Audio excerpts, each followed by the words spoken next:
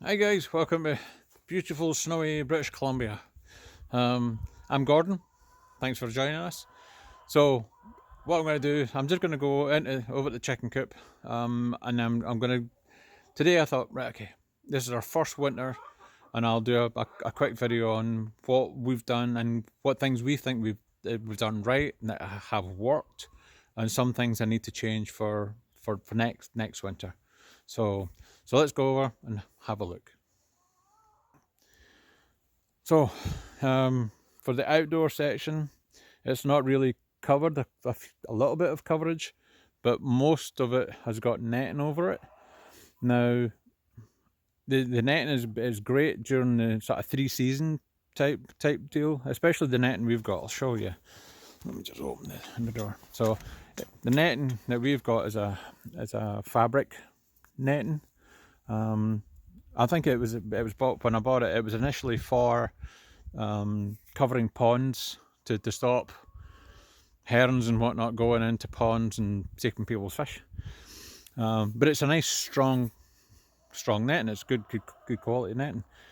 But the problem that we found with it, I mean, it's fine on a day like this. It's really sort of fine snow, but we've had a couple of times that the wet great big flakes, and it lands and grabs on it, and it catches the snow like a catcher's mitt, and it just accumulates and accumulates and accumulates. And then the very first time that we had it, this whole thing, I mean, I don't know how it was still attached to the fence, but it stretches so much that it was literally inches off the ground, and this is 6 feet high. And it was just incredible. So yeah, I just had to basically sort of hit it with a stick and then pull it and then stretch it back into position. But what we've found, it definitely, this needs to get changed for next year. I've got tied up some strings at the moment with some paracord to help anytime that happens again. But now when that does happen, I have to come out every couple of hours and with a stick or a rake or whatever, and bang it, and it sort of filters it all through. So one thing I'm going to do after I've done this video is go and put a bed of straw so they can come out and it's not quite as cold on their feet. They do like coming out into this section from time to time, but when it's constant snow like this, they don't. They're all in this section in here. Now I've just given them some treats, so some of them are on the ground still pecking away at the tray. But let me go into this indoor, well, it's an indoor outdoor section. It's covered basically. So we've got lots of roost areas because they do like coming outside and get some fresh air. Now I've scared them off the roost because I've come in and start chatting away. They're kind of camera shy. But we've got lots of different roost area at different levels and whatnot. So when they've got some peace and quiet, they'll just go up and roost, and basically that's it. They don't really do much else. So we give in the morning now. I always used to give their scratch and whatnot outside and put it around so they're outside and doing their chicken thing. But at the moment, if you do that, they've lost the scratch forever. So we do it in here. It's all compost and wood chips and whatnot. We always put the wood chips inside the chicken coop, but they always seem to kick it outside. So this is all covered in wood chips and compost for the last year, basically. So this is the deep litter method. This is probably it's only maybe 6-7 inches thick. But it's still nice and dry on their feet. They can still dig it past and get the finer compost underneath and get some dust bathing going on if they want to do that. They're gonna be pecking at their bowl. Basically, I've just given them a bowl of bananas, bread soaked in milk, and some homemade yogurt. So it gives them a sort of a lot of sort of different fats and calcium and that kind of stuff. Plus, it fills them up, and that helps. When they're full up, they enjoy. Then they just fluffing themselves up. So as you can see, they'll just sort of, usually they'll go up onto the roost, but they just fluff themselves up. And it's the perfect way of keeping them nice and dry and warm. And you'll also see that sometimes they'll actually just stand on one leg, do the old flamingo thing. This one in the front here is doing that. And it just helps to get it. They'll keep the 1 foot up underneath their feathers to keep it warm. As I say, normally they'd be up in the perches doing that, but they're a bit camera shy. Nope.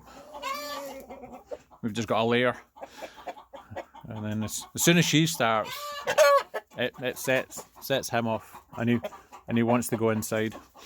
So if I just move over here, he'll go in and see what all the fuss is about. He's a brilliant rooster. We've been so lucky with him. He's doing his wee dance with him. Yeah, he's a fantastic rooster. Because some I've seen that they're greedy with their food and whatnot. If you put the treats down, he stands back and lets them feed first, and then he'll get some scraps. Really good rooster. So happy with that. So anyway, let's go inside the coop, and we'll go over 1 or 2 things that we've our winter thing. So the main thing with keeping the chickens in the winter time is keeping them dry and out of drafts. If you've got that, then you don't really need to have any other heating inside. For me, it's a non-entity that you're giving yourself a chance of, especially if you're doing deep litter like we do. You've given the chance that if you have a problem, the light heat or some sort of heater falls off or whatever, and you can catch fire. They don't really need it. They've got perfect coats on them. You have to be careful of certain breeds if they've got longer combs. Now her comb. I'll have to have a look at her comb once we've got off of this. She's looking a bit. The tips of them are looking a bit sort of blacker. I'll have to have a look.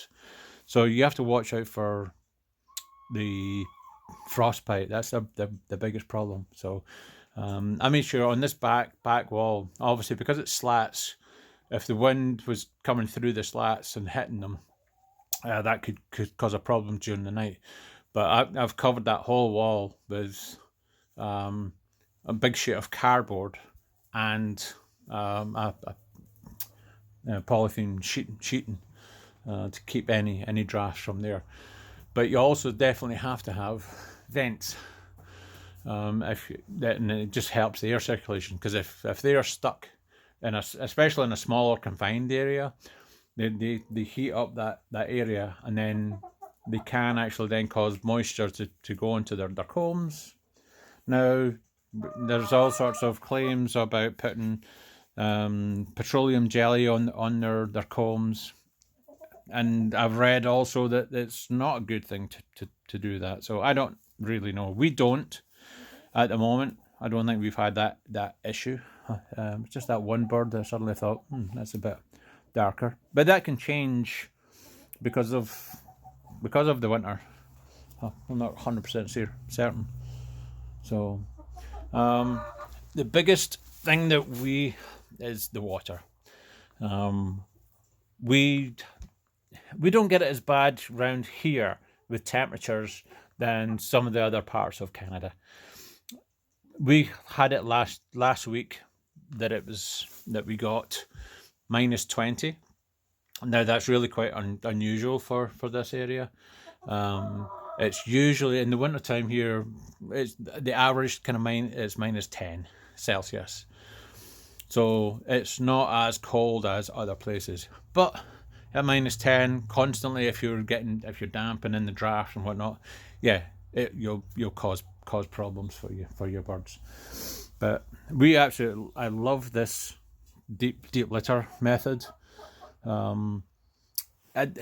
I mean, I've seen stuff that's like, oh yeah, it composts down and whatnot, but for me, this isn't, because you don't get much moisture. I mean, you've got the only moisture that you've got is from the droppings. So to get compost, you need moisture, overtilling and all that sort of stuff. So, I mean, they'll scratch things around, but there's not no moisture getting added to it apart from their feces. So, yeah, I mean, you'll see that they absolutely love they're happy chickens. They'll fluff themselves up and sit down. That's why we do a lot of the perches outside, so they can get outside and they'll just sit down and perch. So, but they're happy, fresh looking chickens. Our only slight problem is that some of them are losing their feathers on their backs, and that's purely down to our Randy rooster. He's got one or two that are sort of his favourites, and they've sort of in the back end has pulled out a whole bunch of their feathers. But they're growing back in, so I don't know if he was just going through a bad stage as such. So anyway, let's call it a day, and then we'll get back onto getting inside out of the cold. Oh, dear me. So thanks for coming on this journey with the video. We're happy with what we've got. The chickens are really happy. They're healthy. We don't have to have any major issues going on. Their main thing is it's dry. They've got a dry outdoor section. They've got the dry indoor section. They can go further out, but when it's snowing like this constantly, they won't, which is all good. But if you've got areas that they can all huddle together, perches to go on to be able to just sort of sit, and that's all they'll really do. They'll just eat and sit, which is fine. They don't do much of their scratching around and whatnot because it's too cold. And that's why we'll give them extra treats as such. Do for always feed them before they go to bed, and then that's them for the night. So anyway, hopefully this hasn't been too juddery, because I'm just holding the camera on a sort of selfie stick thing. So hopefully it hasn't been too bad. And thanks very much. We'll see you in the next video. Thanks, guys.